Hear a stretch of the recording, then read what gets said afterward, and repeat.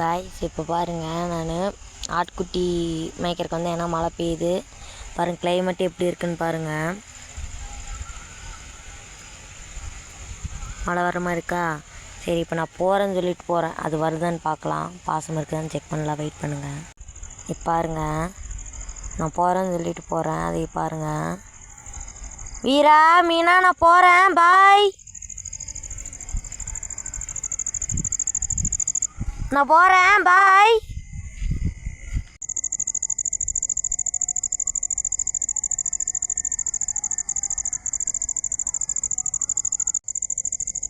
கண்டுக்குதான்னு பாருங்க.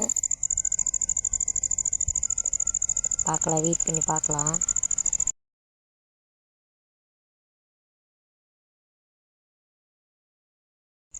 பாருங்க ஐஸ் வந்துருச்சு, வந்துட்டா.